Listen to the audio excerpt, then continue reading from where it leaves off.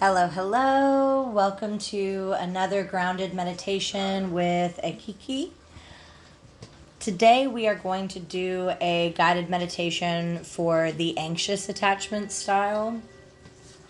We're going to do the guided meditation first, and then we're going to follow up by discussing how the anxious attachment style presents itself in a romantic relationship, what the anxious attachment style feels like in the physical body, and how we can begin taking those first steps other than this meditation to work through the anxious attachment style.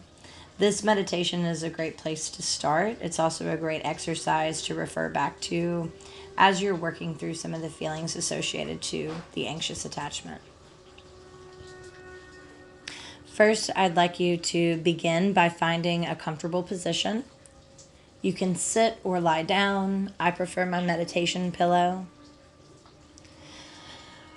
We're going to close our eyes and we're going to feel the light spirit of our Shin leave our eyes and settle gently in our chest. Take a deep breath in through the nose. Hold it for a moment and slowly exhale through the mouth. Allow your body to relax with each breath in. Feel the muscles release their tension on that exhale.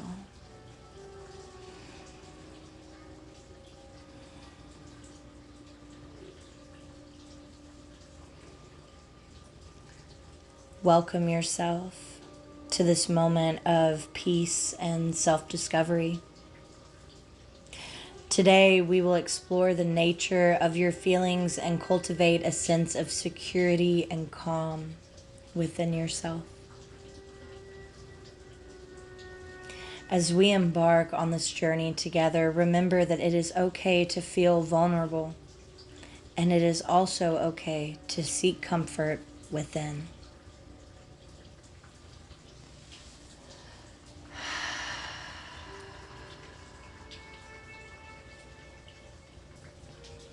Take another deep breath in, filling your lungs completely.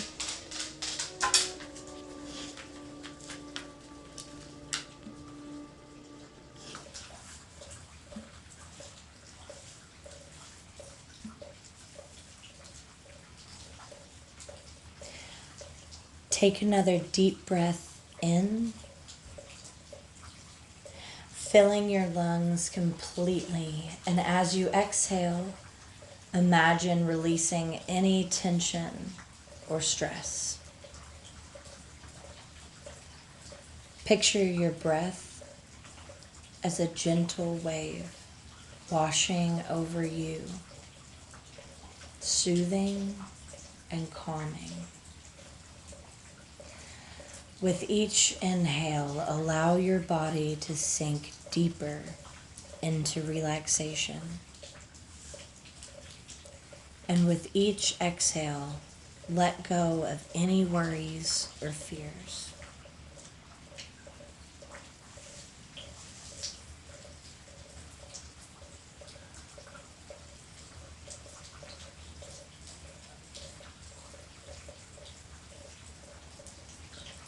Now, envision a warm, golden light surrounding you. This light represents safety and love. As you breathe in, imagine this light entering your body, filling you with warmth and tranquility.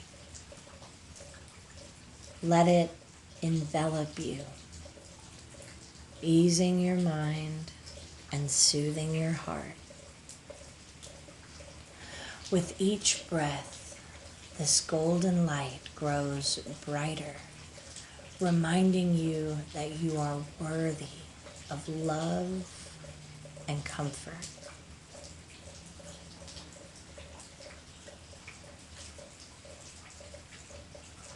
As you continue to breathe, repeat these affirmations in your mind,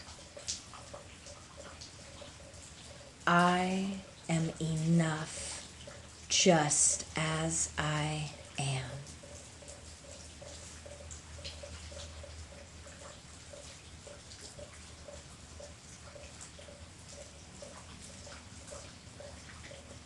I am safe in this moment.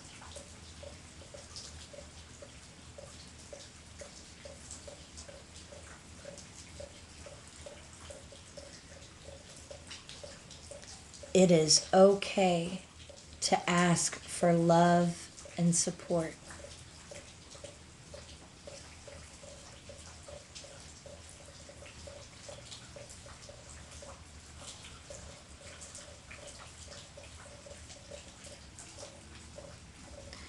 I trust in the connections I have created.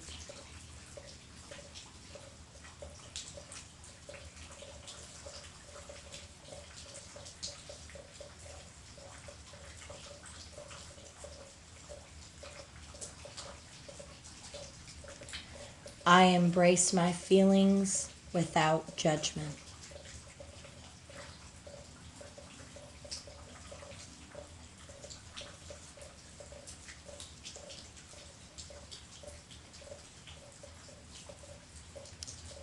Allow the power of these affirmations to sink deep into your subconscious, affirming your worth and nurturing your sense of safety.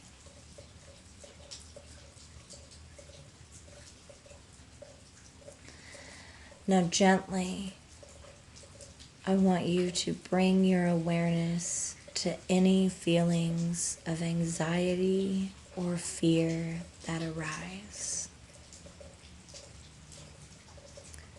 Acknowledge them without judgment and without analysis. Imagine them as clouds passing by in the sky. They may darken the sky temporarily, but they are not permanent. Recognize that these feelings are a part of your experience, but they do not define you.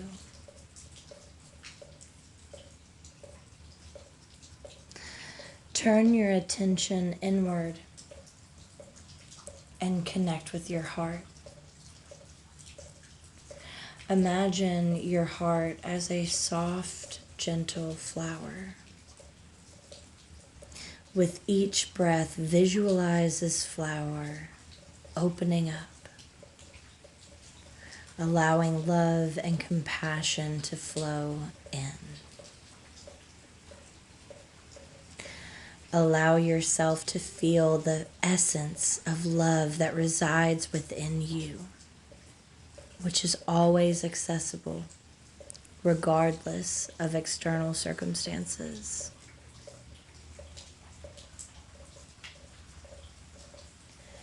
Now imagine someone in your life who you trust, a friend, a family member, or even a figure of support, such as a deity or a spirit guide. Feel their presence with you as you continue to breathe deeply. Allow their warmth and reassurance to envelop you, reminding you of your intrinsic value and that you are not alone in this journey. Picture them holding your hand or placing a comforting arm around your shoulder, providing a safe space for you to express yourself and be vulnerable.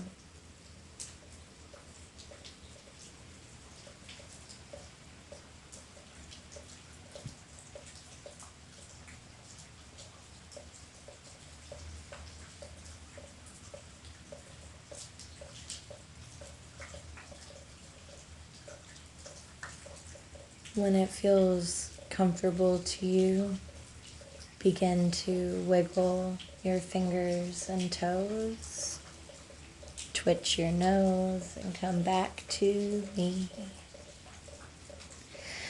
As we begin to transition out of this meditation, take a moment to reflect on this experience. Carry it with you, knowing that you have the innate ability to cultivate feelings of safety and love, both from within and through your connections.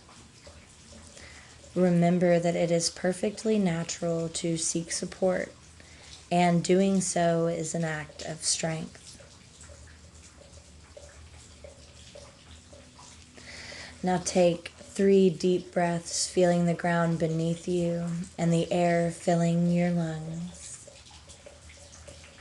With each exhale, gently bring your awareness back to the present moment.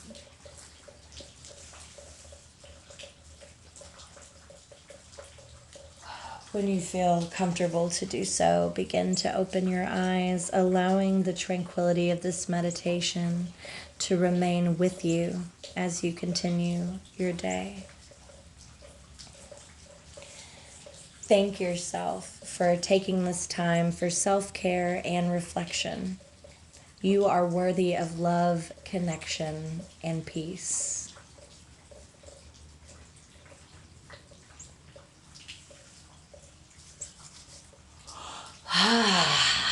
Okay, and that concludes our meditation portion of the video today.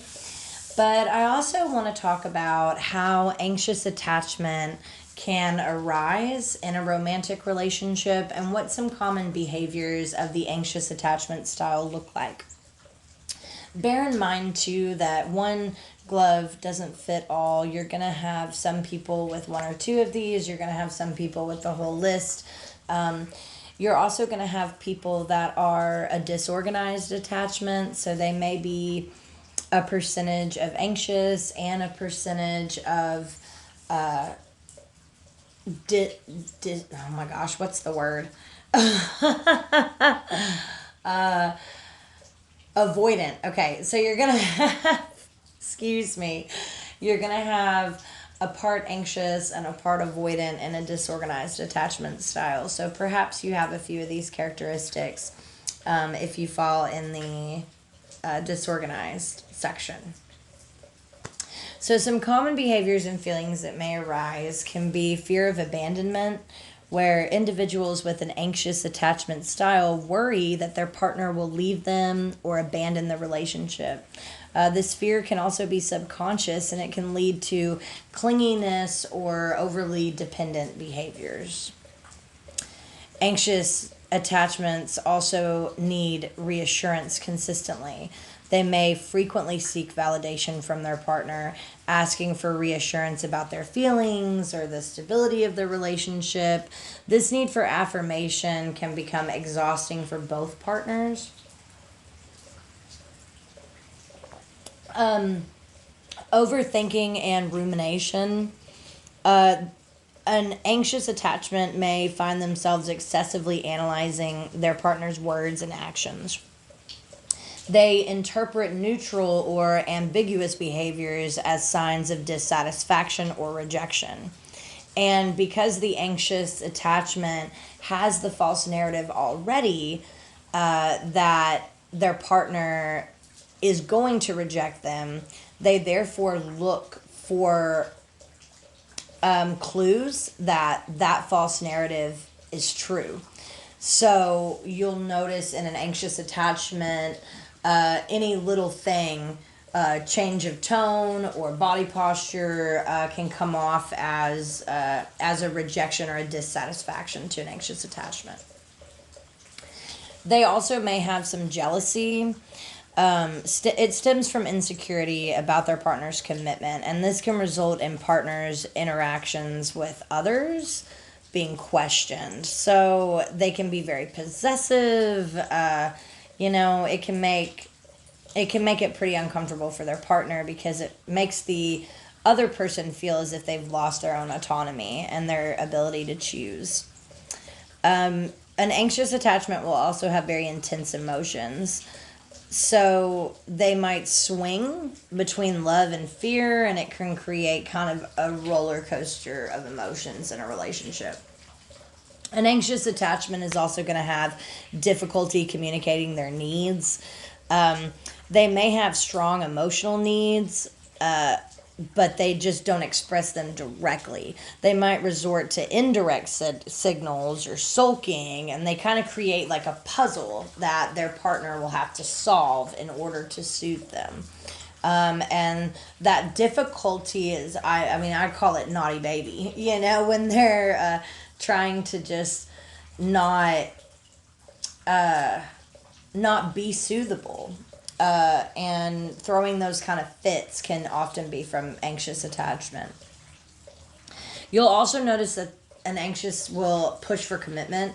So they will rush relationships. They want to establish commitment very quickly. They want to slap a label on the relationship. They want to get married very fast. They want everything lined out, planned. And the reason being is that it gives them that false sense of foundation, that false sense of security, that everything is right on track and you've got this person locked down. So that's kind of what it provides for them. This pressure can create a lot of tension if the partner's not on the same timeline. You're also going to notice, you're also going to notice avoiding conflict. So a fear of conflict can lead to a tendency to avoid addressing issues, resulting in unresolved tensions.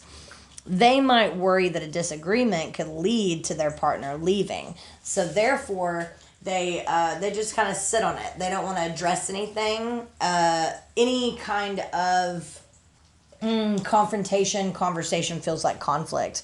And that's really unfortunate because when you're blending people's lives together, there's going to be conflict, there's going to be tension, there's going to be disagreements. And if one person is avoiding those disagreements as to not rock the boat, they're going to get really resentful really fast, especially if their other partner is a clear communicator. Because then it feels like they're meeting all their partner's needs, but they're not even brave enough to articulate their own. An anxious attachment also has hyper awareness to their partner's feelings. So, an anxiously attached individual will become very sensitive to their partner's moods and behaviors. They try to anticipate their needs or potential catastrophes. So, they're always looking for when the other shoe is going to drop. They also are going to have difficulty setting boundaries. They may struggle to establish personal boundaries due to their fear of rejection, leading to a tendency to put their partner's needs above their own, often at the cost of their own well-being. I always red flag if somebody throws themselves under a bus for me because I wouldn't want that. When you fall in love with somebody, you fall in love with their autonomy and their free choice and their ability to be them.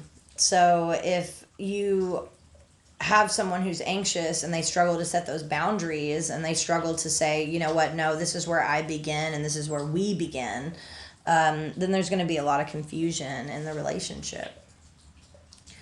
So the way that anxious attachment can manifest physically in the body, it ranges, of course, just like I mentioned about the other thing. You're going to see all different types, shapes, and sizes of these present themselves.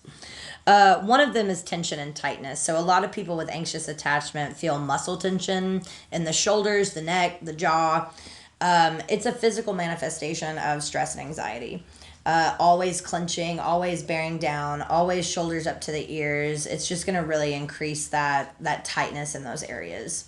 An increased heart rate, definitely for an anxious attachment. You're going to see that heart rate elevated, is a physiological response in part of the body's fight or flight mechanism. So an anxious attachment is kind of residing in fight or flight a lot, and that can create spikes in that heart rate.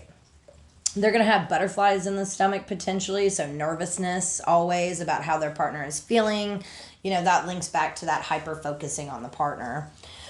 Sweating, flushing, shallow breathing, fatigue and exhaustion. The emotional toll of anxiety can really cause a lot of fatigue and exhaustion. So these people get so wrapped up in caring for their partner that they don't have excess for themselves. Okay. And the rule is always to fill your cup first. Always got to fill your cup first. Put your mask on before assisting other passengers, because if you run out of oxygen, you can only do so much. Restlessness is also really common. Gastrointestinal issues. A lot of people with an anxious attachment will experience extreme GI problems, nausea, bloating, extreme shifts in appetite, things like that.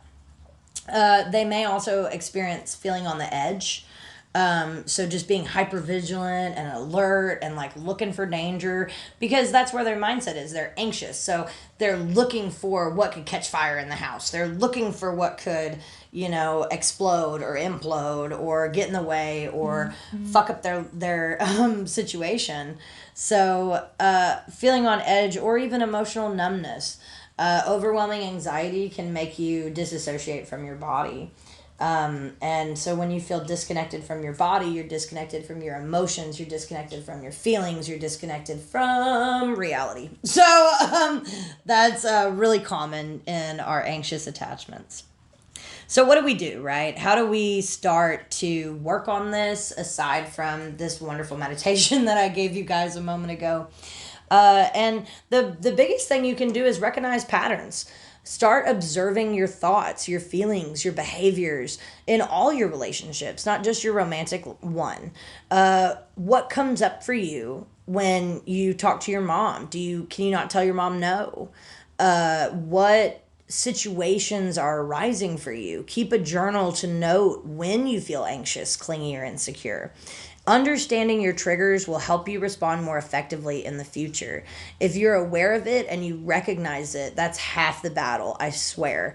Because you'll catch yourself in the moment and you'll go, oh, icky. And you'll be able to start applying correction. And that's the only way that you can improve. You also want to practice self-soothing. So develop techniques to calm yourself during anxious moments. I love deep breathing exercises, mindfulness meditations, grounding techniques, yoga. Find what works best for you to manage anxiety and promote relaxation. Also find different variations of it. Some of them you can do in the office. Some of them you need to do at home. Some of them you need to do in the yoga studio. Some of them you need to do in the kitchen. Figure out different ones for where you are, and different ones for how open you can be about it. Some of us get nervous when we see people counting to 10. So you want to establish boundaries. So work on setting healthy boundaries for yourself and your relationships. Find those relationships where you guys just have intrinsic value for each other, and that's where you practice boundary setting. Be very communicative about this. Inform people that you're going to be practicing this, which goes along with improving your communication skills. Start practicing I statements. Don't place blame. I feel anxious when you. I feel stressed when you, right? I'm feeling this in my body. What do I do to change that? Is that feeling valid, or is that feeling an old narrative or something that I've created in my own mind, right? Challenge those negative thoughts, right? So ask yourself if there's any evidence to support your fears. Replace negative assumptions with more balanced, rational thoughts. You want to seek reassurance effectively. Don't ask your partner for reassurance 24/7. That can be very difficult to maintain. It's exhausting for your other partner. Honestly, it's exhausting for you. Trust you, trust your relationship, trust your partner, and don't need that reassurance from them all the time. It helps to build trust and understanding, because needing reassurance all the time can also make your partner question whether your intentions are pure. Because if you're so worried about them flopping out, could it be as easy for you?